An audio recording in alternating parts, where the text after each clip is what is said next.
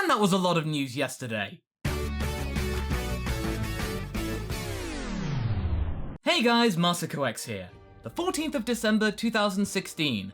That was a heavy news day for us Dragon Ball fans. Not only did we get some information about episodes 71 through 74, we also got a promo for the upcoming arc, which is expected to start around episode 77, providing that we don't get any more breaks after New Year's Day. On the Japanese website Otakomu, we got a pullout from Jump magazine, and it details the upcoming arc from Dragon Ball Super, and one of the most impressive lineups you could ever expect to find in anime. Laid before us, we have 10 of the strongest fighters in Dragon Ball to date. We start off small with Krillin and Roshi, both strength-wise and height-wise. Then we get Ten Shinhan in his Resurrection F attire alongside Piccolo and Majin Buu. Okay, so we're getting some minor characters representing. Cool.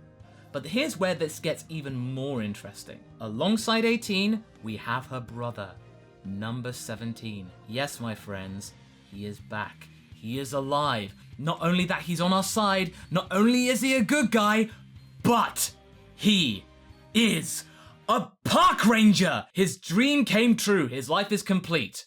Oh yeah, he can fight too. Capping off this squad, we have Gohan. Gohan that looks like he came straight out of the Buu saga.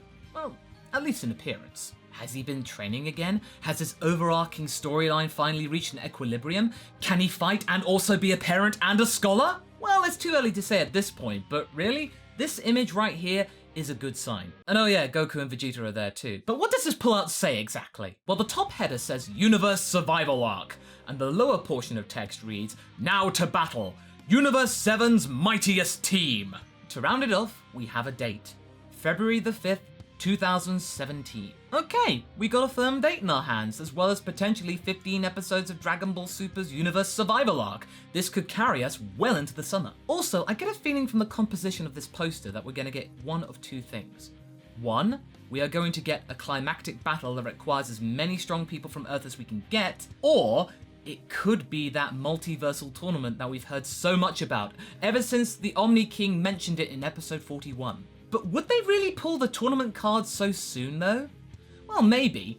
If they kept just dangling that carrot in front of us for too long, the idea of a multiverse tournament, while still somewhat enticing, could get a bit tired and played out and we would lose interest, so it's best to get that out of the way sooner rather than later.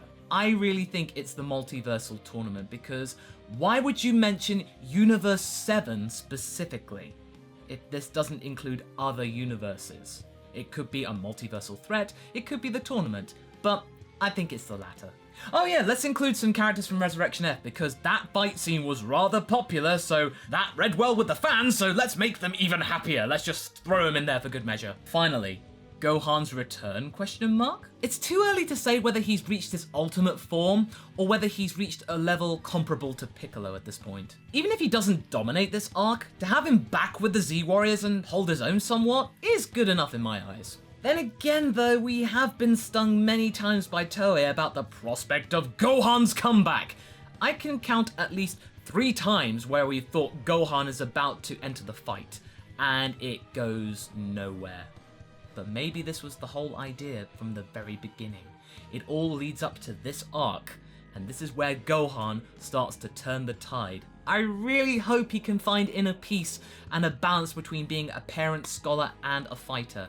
It's possible to have a rounded out character and then be completely self-assured. I'd really want that for Gohan. He's so nice. But this could be just to generate hype, as Toei often does. My ultimate opinion about this piece is that Toei is appealing to fans about what they liked from the movies, what they liked from Super, what they'd like to see from Super. Mash it all together. They want to see loads of side characters, they want to see fighting, they want to see action, they want to see Goku and Vegeta lead the charge, but have Gohan in there, find out what Android 17's been actually doing, have Krillin do things, have Roshi in there because why not, he's comedy, and not have Yamcha because Toei are just trolls. Besides, Yamcha's busy off doing other things.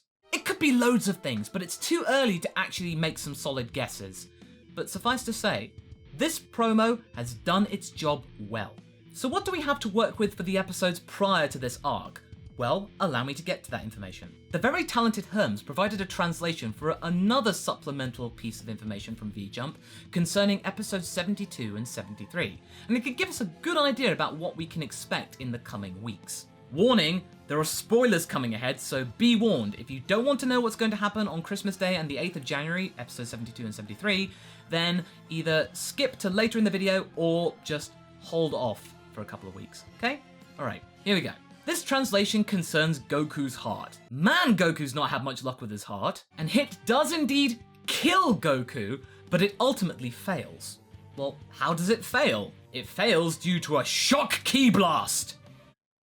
Interesting. Does that mean ki blasts are like defibrillators of sorts?